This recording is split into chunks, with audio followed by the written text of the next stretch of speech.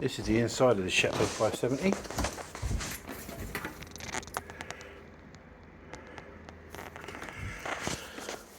So I've removed the cross bars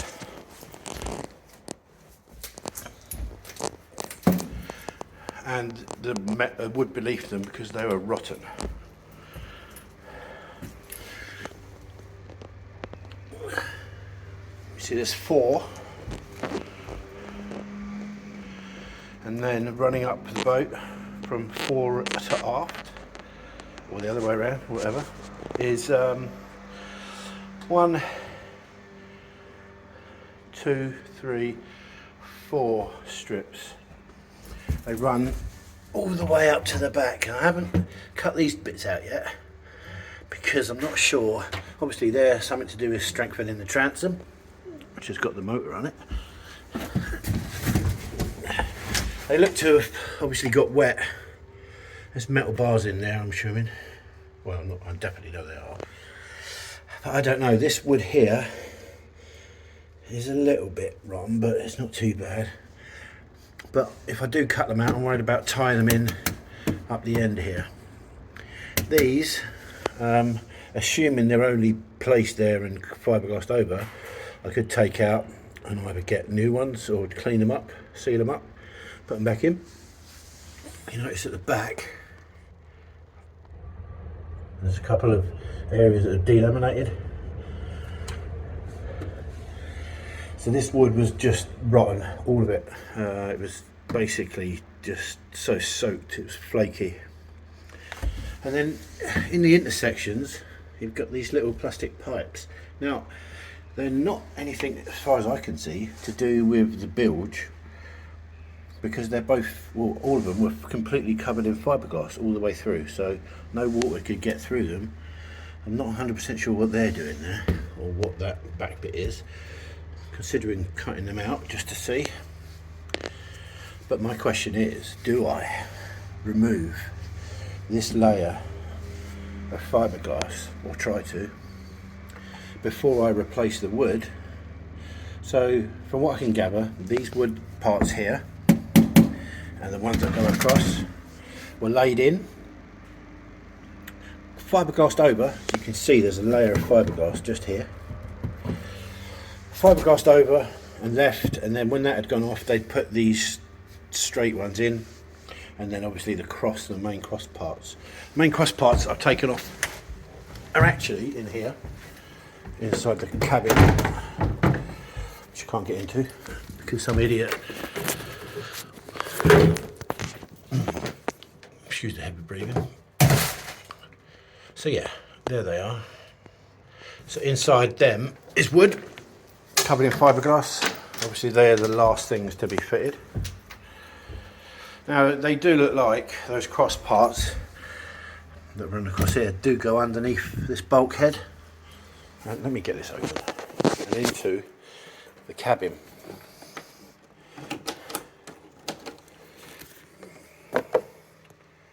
Excuse this. Yep.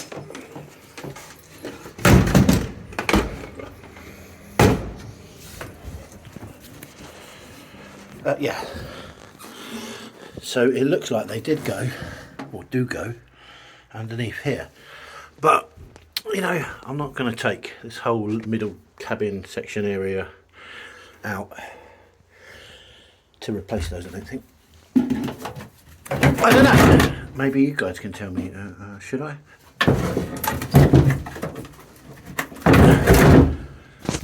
So these are the cross bars. See, wood covered in fiberglass. So I should remake those. Probably with ply, if I'm totally honest. There's only 4 of them. Pretty easy. I'll measure them. Take the fiberglass off of the old ones. Use them as a template.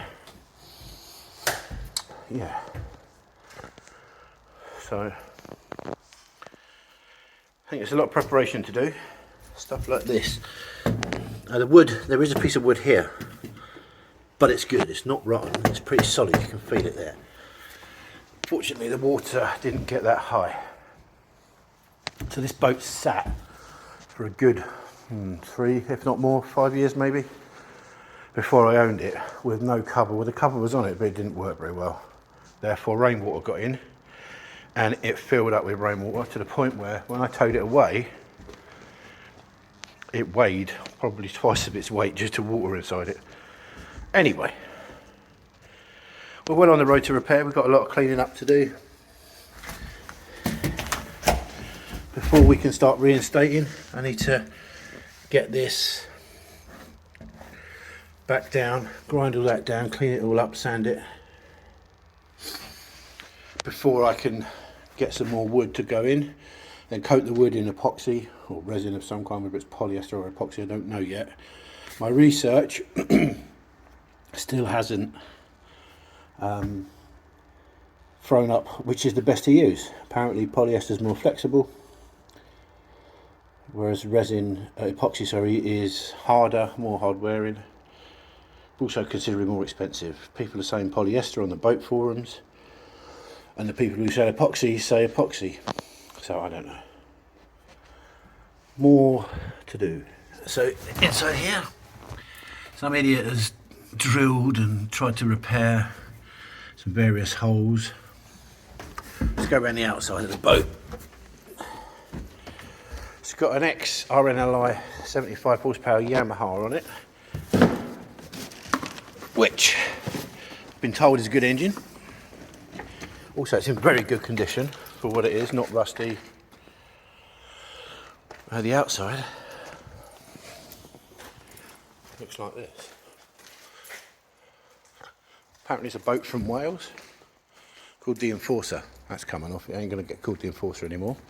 Bloody awful name.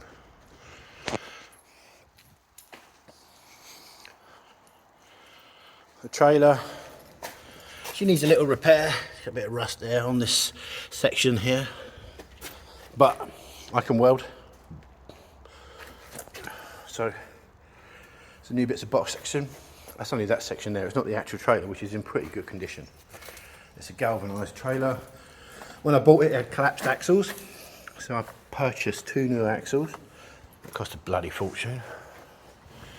On the underside, there is a little area that I'm concerned about. As you can see, that part there. It's the only area that's had any repair on the outside, and obviously it's been done pretty poorly. So I will be removing that and exploring what the problem is and fixing it, because other than that, a few barnacles around. Obviously it's sat in the water for some time. You know, she's pretty sturdy, the hull. Obviously I'll go over the hole underneath. Oh, what's that? Oh, is that like a little speedy thing? It shows you how fast you're going. Oh, that's pretty cool. I'll get that working. Anyway, yeah, I'll go through there underneath the hole just to make sure there isn't any holes or anywhere it can let in water. There might be a bit of concern down there. As he says, he drops his phone. I need to get better at this. There's a little hole. Is there a hole? There.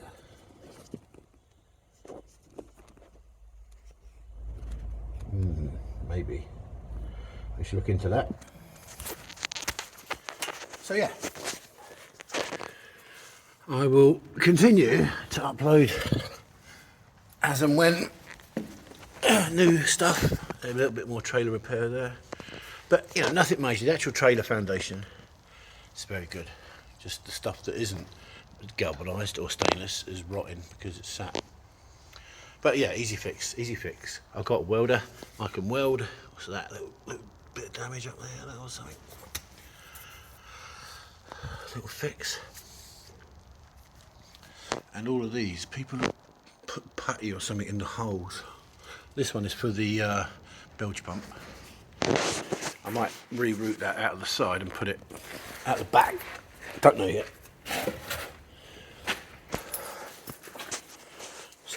I need to bring my heat gun, get rid of the Enforcer. The rubbing strake, I think they call it, probably needs a bit of work at some point. It's quite low on the list of stuff to do, obviously. Looking a bit dilapidated. This is Buddy. Hello, Buddy. Who's a good boy? Yeah. Interior cushions, very dilapidated. All the wood underneath them was rotten. So I took them out to dry them so I can use them as templates in the future. Again, low on the list of stuff to do. The windows, I'm quite unhappy about the windows being so small. I kind of thought, wouldn't it be nice to take those windows out, cut the hole larger,